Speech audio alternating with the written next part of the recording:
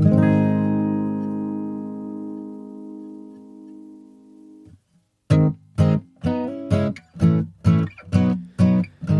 there, everyone. Thanks for listening to Limited Engagement.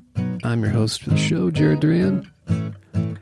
And this week on the show, we've got an conversation I had with this absolutely fantastic band, Chimbita.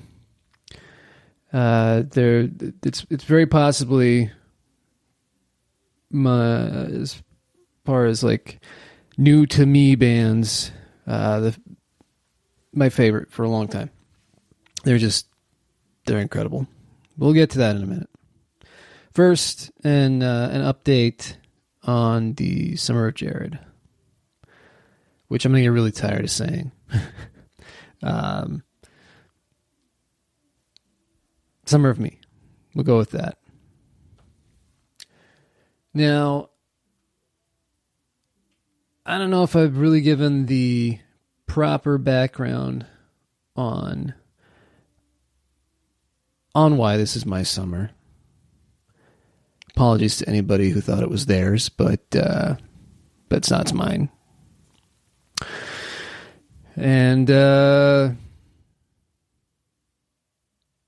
well, you know, if you've been following along, you'll know that I was at probably what I would consider to be one of my lowest points, if not my lowest point. And I'm including the deep, dark alcoholic years, largely because I felt things going poorly on that level, but was not drinking for it. Part of the trying to have healthier coping mechanisms other than drinking myself into a blackout state,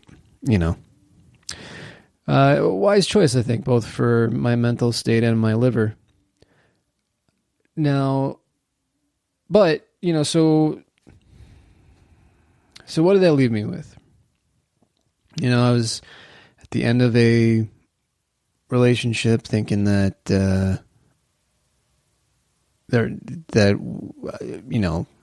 I was bad at the end, or at least not good. And, I don't know, but, well, you guys know that. I'm not going to get back into all of that. Anyway, there was a, rough move, rough getting into the new place. All of it was just, had me feeling pretty low. And then, just like, out of nowhere,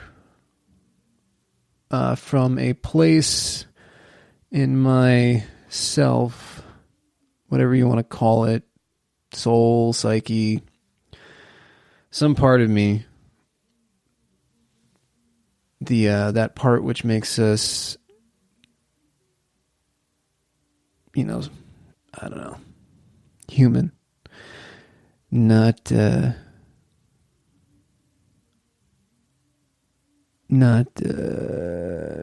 animal. Although you could argue that I'm completely wrong with that, and I would probably accept that argument. We're all animals. But what am I getting at? Anyway, it was the cliche moment of coming up over the horizon and seeing everything just laid out in front there. And I just had this overwhelming feeling that everything was going to be fine. It was all going to work out. No matter what happened, I could handle it, and I was going to be okay. Relationship over, it's okay. It's for the best. Being on my own again, okay, and for the best.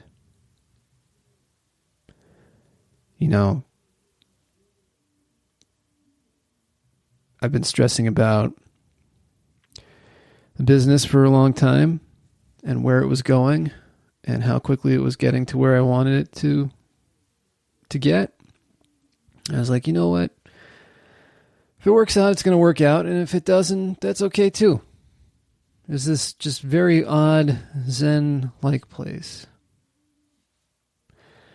I took this chance to go meet a woman and thought, going in, I'm just going to relax. There's no pressure on this. If it works out, great. If there's something there, great. However long it lasts, it's great. If it doesn't work out, it's going to be all right. And I will be fine. You know, it's just...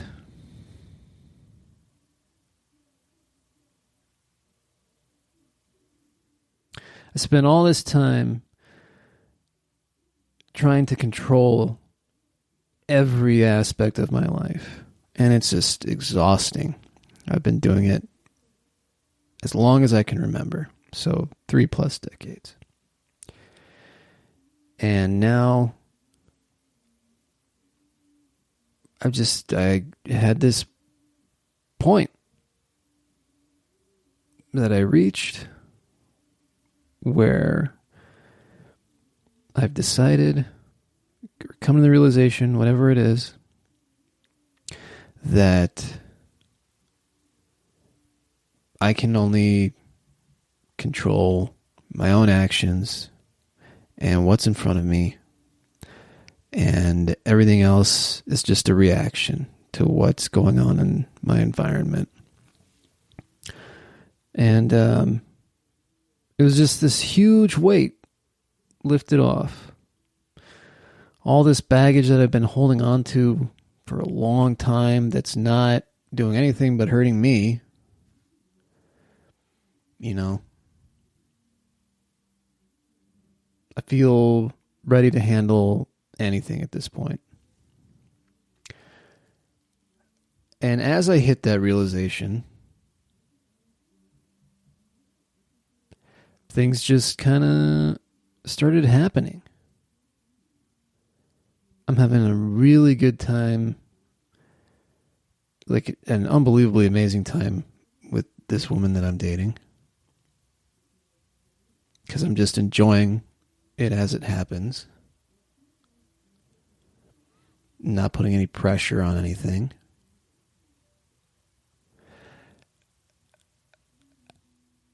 I just got this amazing opportunity to go put on a live What the Fork with my friend and yours, Jason Kyle. And we got a great guest, Miss Amy Young, who has been on this show, who a couple of times actually, and is just a great, amazing person. She's fantastic. And so the three of us are going to do a live show at the Zia Records pop-up shop at the Arizona Center on the last night of Phoenix Fan Fusion. So you should come out to that. We're going on at 7. And it's going to be a blast. Because this is new Jared. This is just taking it easy. This is the most dude-like I've been ever. And, I mean, even that, even putting on a show like that, old me would be like stressed out right now, stressed as fuck. And I am not. It's going to be great. It's going to be a great show. Jason and I talk all the time. You know, I've gotten to know Amy a lot. Have a really easy vibe with her. It's going to be fun for me to do. And consequently, it's going to be fun for whoever shows up. Even if nobody shows up, it's going to be fun. But please show up. And then, like, no shitting you, same day. This is all yesterday. Well, when is yesterday to you? It was all recent. I may have talked about how Hoonwaddle has been looking for book distribution. We applied with small press distribution. and they turned us down. They said that we were basically all adding up to we were not well enough established yet. And then we went to AWP in Portland. I've talked about that. And the SPD rep who was there came over and took a look at our table, took a look at our books. I really liked what we had there. Basically said, almost verbatim, we turned you down? Well, we make mistakes. You should reapply. You should use my name in the application. And so that felt pretty good. That was already a win for me there. Like, I was happy with that. But then got an email from this person, referring back to our meeting in Portland and saying they really like what we do. You know, they want to help brand new publishers succeed. And to that end, they just started this pilot program for brand new publishers.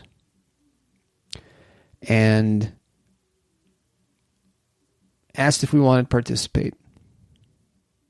Now, I don't know if I'm selling this properly or not, but that is fucking huge. This now means that, as it's going to take a little while because we got to go through the process of creating the catalog and inputting all of that data and sending off our books and everything. But within months, which is a short period of time, may sound long, sounds a little long to me, sounds a little long to old Jared, for sure, who wants everything to happen right now. That's like nothing. Before the end of this year, in time for our next publication cycle, Hoon Waddle books are going to be available for anyone to order. They're going to be available for any bookstore to get through Ingram, directly through SPD. They're going to be available through Amazon. And we don't have to take care of any of that anymore. That's this huge burden lifted off of the business. And it means that we can do events anywhere there's a bookstore. Because they can order through a distributor, and then that takes care of the whole stigma of doing consignment and all that mess. This is a huge win. And I can't help but tie it to just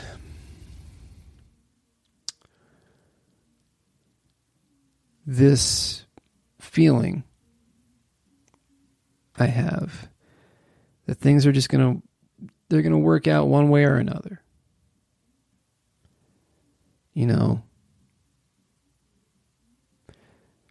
I'm not a super spiritual guy, but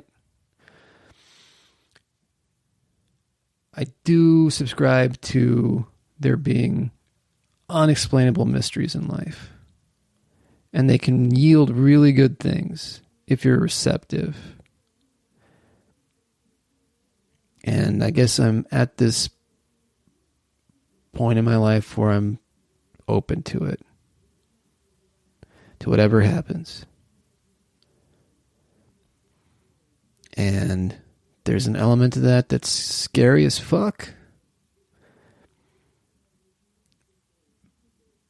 But I gotta say, it wasn't until I got to this point that I started to just relax, notice the things that are good, and then more good things just started to happen.